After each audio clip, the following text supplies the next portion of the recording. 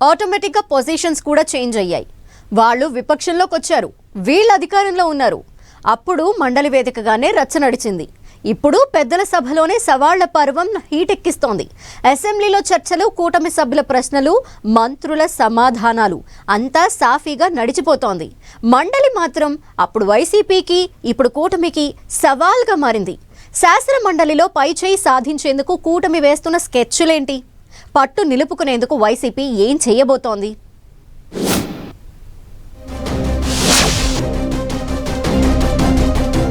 అప్పుడు టీడీపీ, ఇప్పుడు వైసీపీ మండలి ఫైట్. 2020లో పెద్దల సభలో అప్పటి అధికార పక్షంతో టీడీపీ ఢీ. ఇప్పుడు మండలిలో వైసీపీకి బలం, కూటమికి సవాల్. వాడివేడి చర్చలు, మాటల యుద్ధంతో పొలిటికల్ హీట్. ఏపీలో మండలి సమావేశాలు ఇంట్రెస్టింగ్ గా నడుస్తున్నాయి. గతంలో వైసీపీ అధికారంలో ఉన్నప్పుడైనా ఇప్పుడు కూటమి పవర్లో ఉండగా మండలిలో మాత్రమే చర్చ జరుగుతుండడం ఆసక్తికరంగా మారింది. 2020లో మండలిలో టీడీపీ బలంగా ఉండేది. అప్పుడు అసెంబ్లీలో వైసీపీకి 151 సీట్లు ఉండటంతో వార్ వన్ సైడ్ అన్నట్లుగా సమావేశాలు నడిచాయి. టీడీపీ సభకు వెళ్లినా గొడవ జరగడం, వాకౌట్లు అంటూ నిరసన వ్యక్తం చేయడం నడిచేవి. దీంతో సంఖ్యాపరంగా అప్పుడు వైసీపీ అసెంబ్లీలో బలంగా ఉండటంతో వారిదే అప్పర్ హ్యాండ్ గా ఉండేది. అదే సమయంలో మండలిలో మాత్రం అప్పుడు టీడీపీ బలంగా ఉంటూ పోరాడుతూ వచ్చింది. అప్పుడు టీడీపీకి మండలిలో ఎమ్మెల్సీల బలం ఉండటంతో పాటు చైర్మన్ కూడా ఆ పార్టీ నియమించిన వ్యక్తి ఉండటంతో పెద్దల సభలో వైసీపీ దూకుడును అడ్డుకోగలిగింది. అమరావతి బిల్లును వైసీపీ ప్రభుత్వం అసెంబ్లీలో పాస్ చేసినా మండలికొచ్చేసరికి టీడీపీ బ్రేకులు వేయడంతో ఆగిపోయింది. దీంతో ఒకానొక సమయంలో అప్పటి వైసీపీ సర్కార్ మండలిని రద్దు చేసే ఆలోచన కూడా చేసింది. ఇప్పుడు సీన్ మారింది, సీట్లు కూడా మారాయి. విపక్షంలో ఉన్న వైసీపీ అసెంబ్లీకి వెళ్లడం లేదు. మండలిలో మాత్రం తమకున్న బలంతో స్ట్రాంగ్ వాయిస్ వినిపించే ప్రయత్నం చేస్తున్నారు. ఈ క్రమంలో అసెంబ్లీలో 164 సీట్లతో బలంగా ఉన్న కూటమి అక్కడ తమ వాయిస్ ను వినిపిస్తూ వైసీపీ తప్పులను ఎత్తి చూపుతోంది. మండలిలో వైసీపీ బలంగా ఉండటంతో కూటమి సర్కార్ ఏం చేసినా అడ్డుకుంటుండటంతో కూటమికి అక్కడ సవాల్గా మారింది. కల్తీ నెయ్యిపై చర్చ సందర్భంగా రచ్చరచ్చయింది. కల్తీ నెయ్యి అంశంపై షార్ట్ డిస్కషన్ కు చైర్మన్ మోషన్ రాజు అనుమతించారు. వైసీపీ సభ్యుడు పి చంద్రశేఖర్ రెడ్డి మాట్లాడేందుకు అవకాశమిచ్చారు. అయితే స్వల్పకాలిక చర్చ కోసం వైసీపీ నోటీసు ఇవ్వకపోయినా ఆ పార్టీ సభ్యుడికి మాట్లాడే అవకాశమిచ్చారంటూ టీడీపీ తీవ్ర అభ్యంతరం వ్యక్తం చేసింది.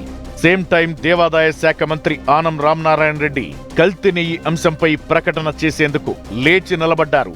అయినా మండలి చైర్మన్ వైసీపీ సభ్యుడికే లఘు చర్చను ప్రారంభించే అవకాశమిచ్చారంటూ టీడీపీ మరోసారి అబ్జెక్షన్స్ వ్యక్తం చేసింది. ఈ సమయంలో మంత్రి పయ్యావుల కేశవ్, మండలి చైర్మన్ మోషన్ రాజు మధ్య తీవ్ర వాదనలు జరిగాయి. వైసీపీ ఇవ్వని నోటీసునిచ్చినట్లుగా భావించి లఘు చర్చకు అనుమతించడమే కాకుండా ప్రభుత్వం తరపున ప్రకటనకు నిరాకరించడం సరైంది కాదంటూ టీడీపీ తీవ్ర అభ్యంతరం వ్యక్తం చేసింది. ఈ వాదోపవాదాలు, అధికార విపక్ష సభ్యుల ఆందోళనలతో మండలిలో గందరగోళం ఏర్పడింది. చర్చ జరగకుండానే సభ వాయిదా పడింది. అయితే ఇప్పుడు మండలిలో వైసీపీకి మెజారిటీ ఉంది. పైగా మండలి చైర్మన్ మోషన్ రాజు కూడా వైసీపీ హయాంలో నియమించబడ్డారు. దీంతో పెద్దల సభలో ఆ పార్టీ అప్పర్ హ్యాండ్ సాధించే ప్రయత్నం చేస్తుందన్న చర్చ జరుగుతోంది. ఈ క్రమంలోనే షార్ట్ డిస్కషన్ పై నిబంధనలు పక్కన పెట్టి మండలి చైర్మన్ వ్యవహరించారని టీడీపీ ఆరోపిస్తోంది. మోషన్ రాజు మాత్రం అధికార పక్షం అలిగేషన్స్ ను తప్పుపడుతున్నారు. నోటీస్ విషయంలో పక్కదారి పట్టించేలా మాట్లాడడం సరికాదంటున్నారు. దీంతో మండలిలో కూటమి వర్సెస్ వైసీపీ ఫైట్ ఆసక్తికరంగా మారింది.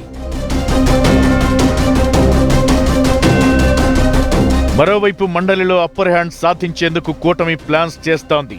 ఇప్పటికే 6 వైసీపీ ఎమ్మెల్సీలు కూటమి పార్టీల్లో చేరారు.